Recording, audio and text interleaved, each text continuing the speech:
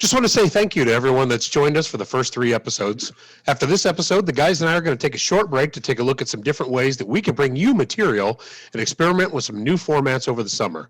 Be sure to click subscribe, hit that bell for notifications so you will be alerted when our new stuff is posted.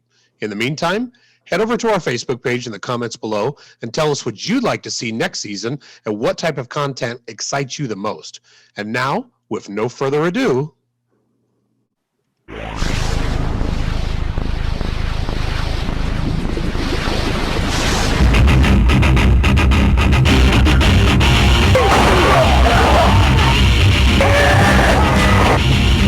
this is First and Goal. We're finally gonna score.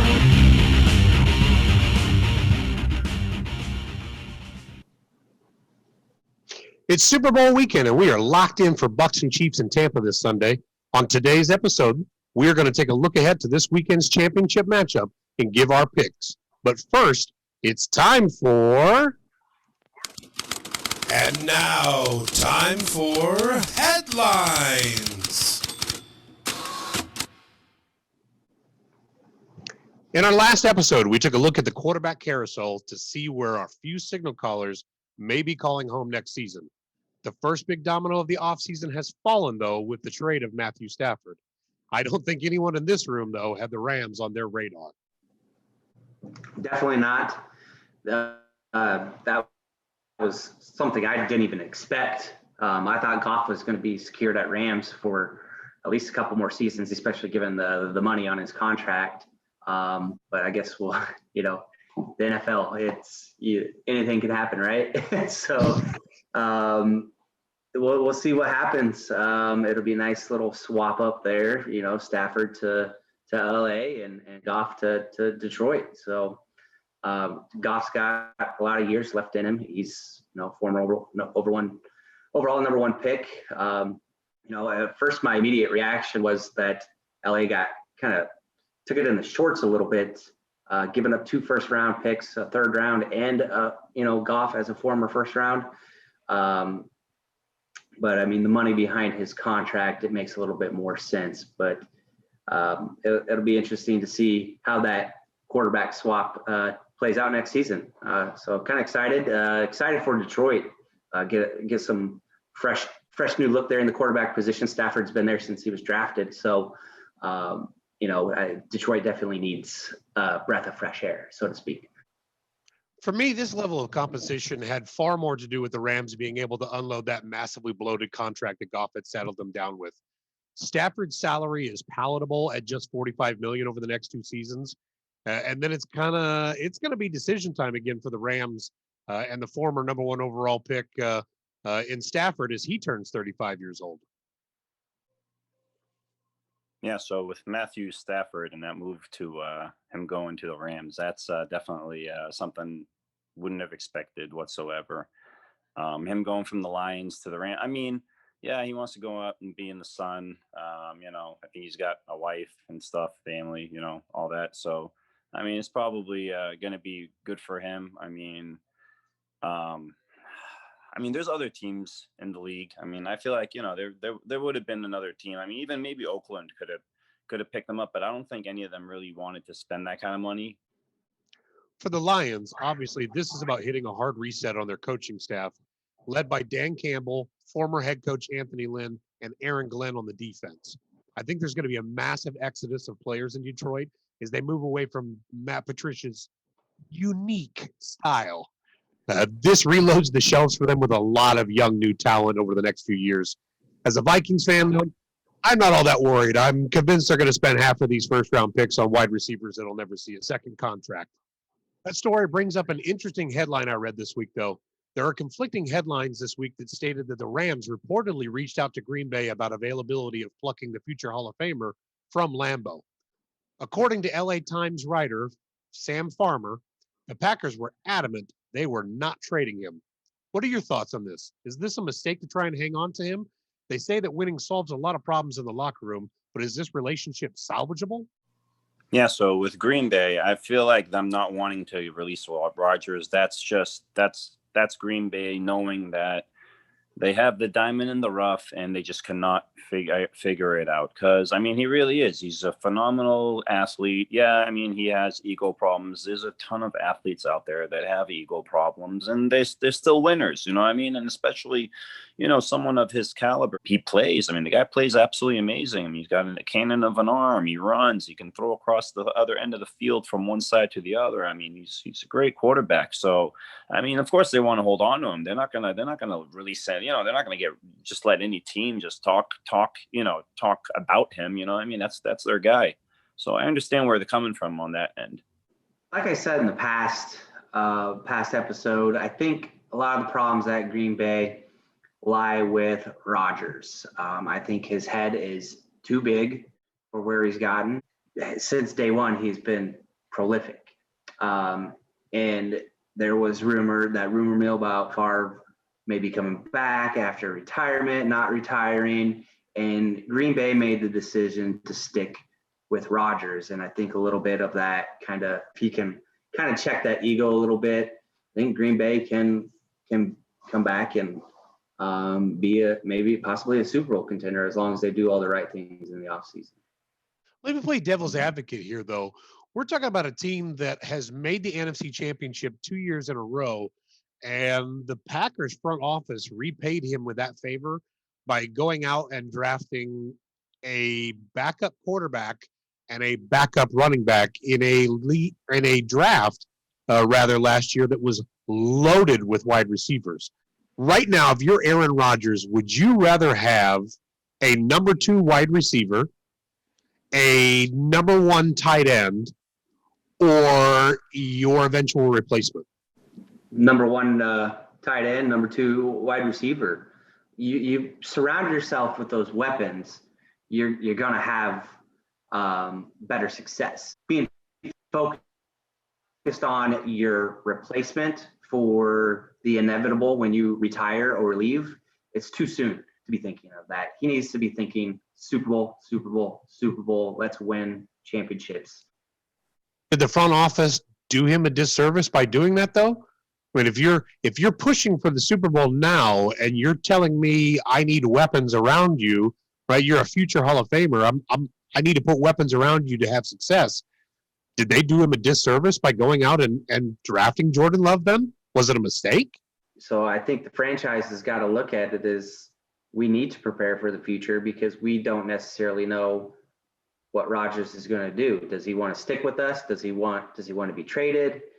I think they're looking to build for the future here, right? I understand what the Packers front office is thinking as we're building for the future, but do you do that at the detriment of causing a rift with your Hall of Fame quarterback? I mean, do you blow up that Super Bowl window and go, we're thinking about the future? Well, if we're thinking about winning championships, shouldn't we be thinking about winning them now? I don't get the feeling from Rodgers that he is 100% committed to Green Bay and would be willing to skip town if he had the opportunity. If he could give them 100% commitment, I think in turn that they would say, all right, we're going to put these weapons around you, but we need to know that you're committed to Green Bay.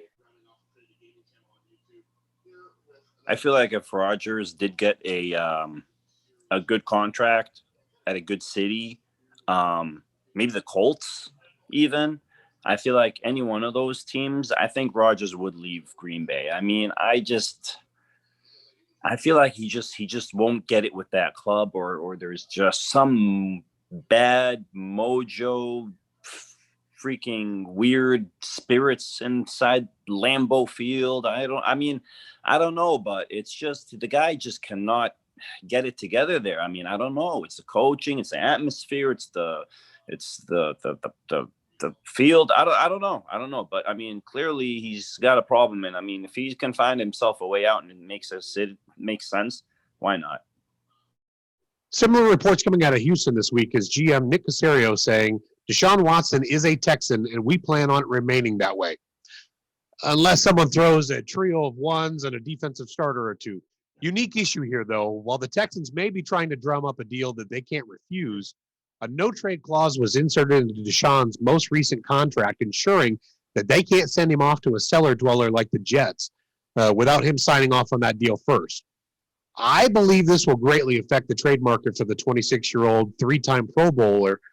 Start of the 2021 NFL season. Is he still in Houston? So regarding Deshaun Watson, I feel like you do make a good point. Even if he's there, right, like during the season, I think by the time the trade deadline comes in, I think if the Patriots, I'm going to go with the Patriots on this one. If the Patriots brings Cam Newton and Cam Newton does so bad, I feel like they would end up grabbing Deshaun Watson, because that would be the move that most Patriots fans would expect from them if they're not going to make it during the offseason. I think the Patriots should honestly make the move for Watson, because Watson is a great quarterback and he's a mobile quarterback. And I think Josh McDaniels will be able to have fun with him. Simple as that. Yes. Got to hand it to the kid for negotiating that in his contract, because it gives him the opportunity to say, no, I don't want to go there. I mean, who in their right mind wants to go to the Jets right now? Or I mean, right now or anytime for that matter. So I think that's brilliant. I mean, he gets an opportunity to dictate where he goes. Houston's got some rebuilding to do. They've got some weapons there. They just need to pull it together. Yeah, you got Will Fuller. They traded arguably a top 3 wide receiver last season, though. They traded him for garbage. They literally traded DeAndre Hopkins for David Johnson, an aging running back who's had injury issues the last 2 seasons. You follow that up by trading away your first-round draft pick for Laramie Tunsil next year. So on top of them losing their number 1 wide receiver, there is no first-round draft pick this year.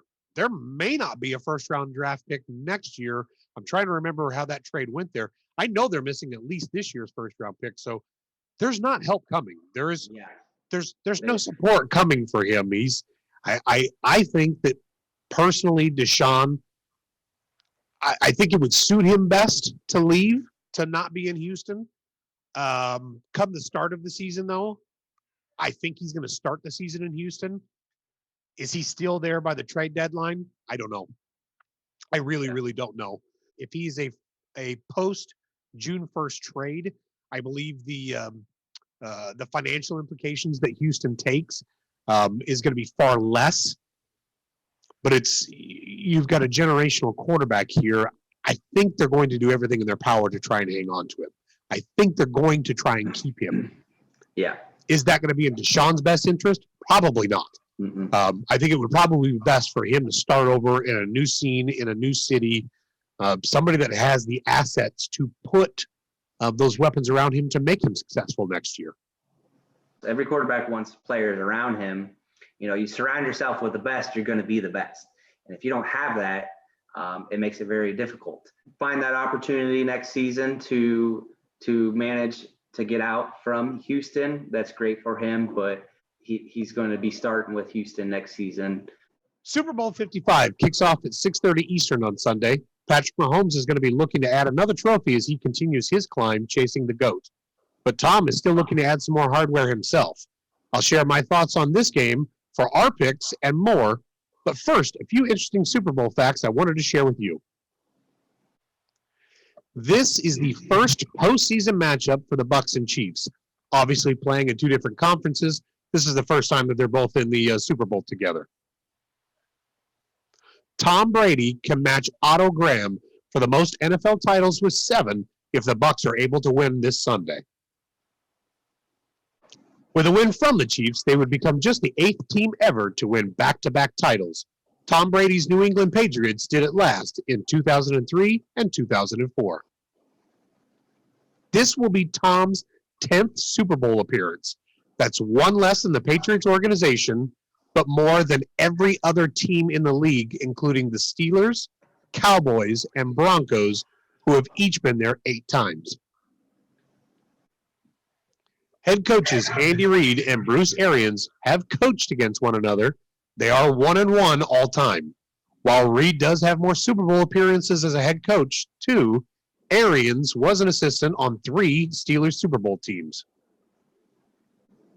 With limited capacity, tickets for this year's Super Bowl are selling for record prices this season, ranging from just over $4,000 to over $30,000 for some luxury seats.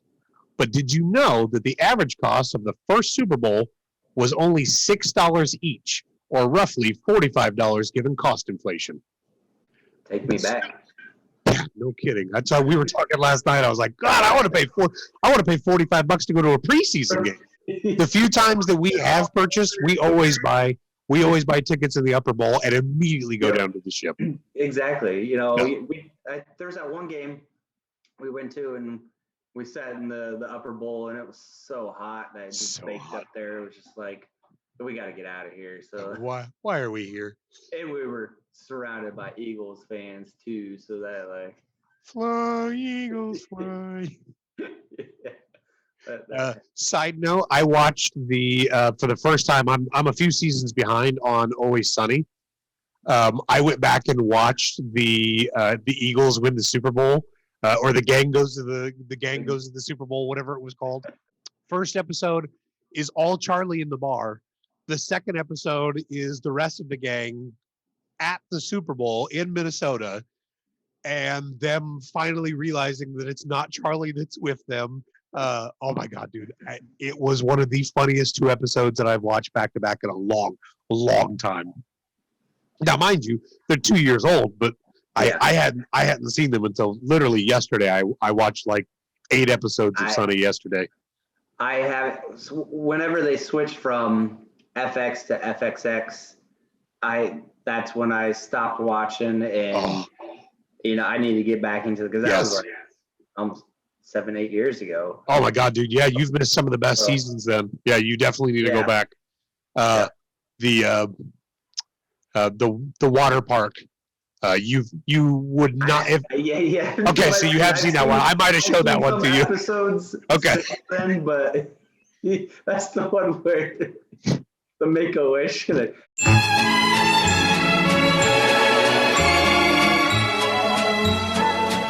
The Super Bowl was not called Super Bowl until Super Bowl III.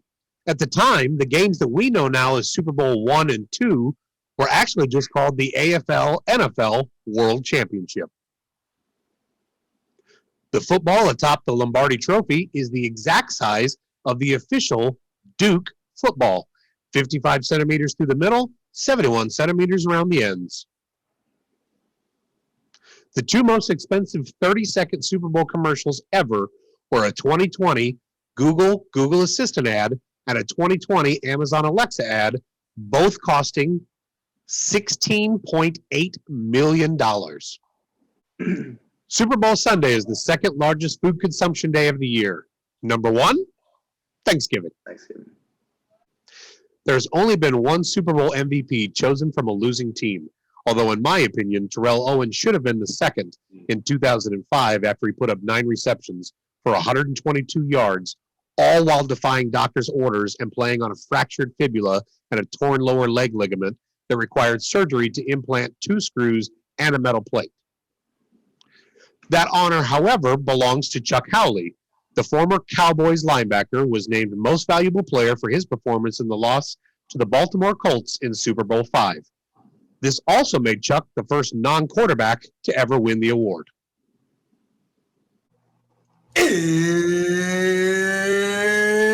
It's time for our main event. Making picks? Vegas currently has the Chiefs as a 3-point favorite. Our over-under on this one is 57. For the Super Bowl, who do you got? Obviously, I have to go with my Bucks. Definitely want to see them win it. It's going to be a good game. I think it's going to be over the 57. Both teams are, got great offenses. I mean, great defenses too. But I think with the caliber of the quarterbacks, we're going to be dealing with over 57 points on this. So I'm definitely picking my Bucks to win. But even if the Chiefs win, I don't think that they cover the 3-point spread. I think it's going to be that close of a game. coming down to the final seconds and maybe possibly even overtime, which would be kind of cool. Let's go Bucks. Fire those cannons. Yeah, go Bucks for sure. I'm Team Brady, and I would love to see them win it. And I am going with the over. It's going to be an absolute gunfight. It's going to be gridiron defense on both ends. I'm pretty sure. I think the Bucks have pretty much all their boys are going to be back. The linebackers are both going to be back that were out. And I think Antonio Brown is still questionable, but I think he's going to be in there. He's going to be playing. So it should be interesting. I mean, they don't really need Antonio, but we'll see how it goes. I've got the Chiefs and the over in this one. Patrick Mahomes and Tom Brady faced off earlier this year. I've been hearing a lot of talk from the four heads on ESPN telling me that the offense had not yet gelled down here in Tampa. I haven't seen enough from them through the playoffs here to tell me that they're going to go up against Kansas City and be able to go touchdown for touchdown. I think that the Tampa Bay Bucks, their defense is definitely going to be a little tough for the Chiefs. You know, if we're going to be talking about trying to compare and contrast both teams, the Chiefs are great. I mean, but the thing is, you just don't want to forget. I mean, they are slow to begin. I mean, they keep on doing that. They do it time and time again. They won't score till late. You know, they push themselves, and I think Tom Brady's going to take advantage of that. I really have a feeling that Tom is going to play a mental game with Mahomes, because he did it. He did it last time. He's done it time and time again, where he'll control the ball, he'll control the narrative, he will take time, he will keep on. Brady won't necessarily have to pass the ball all the time. Like, you guys need to realize it's going to be raining. It's going to be crazy weather probably. There's 70% chance of rain. So I feel like it's going to be a very, very interesting game, because it's going to be bad weather. I mean, there's going to be there's going to be passing. Obviously, you're going to have to throw the ball, but I think it's going to involve a lot of running. I think the running game is going to be pretty important in this game, guys. So keep a lookout for that. It's going to be an interesting game. Yeah, as long as we don't have another third quarter like we did against the Packers, we The three interceptions. Yeah, omit the third quarter, and I think we do have a great chance at beating the defending Super Bowl champions. So, who will you be rooting for in the Super Bowl? Tell us in the comments down below. Subscribe for more of our takes, and until then, check out our Facebook page and the details. And remember, You don't score until you score. That's right, baby!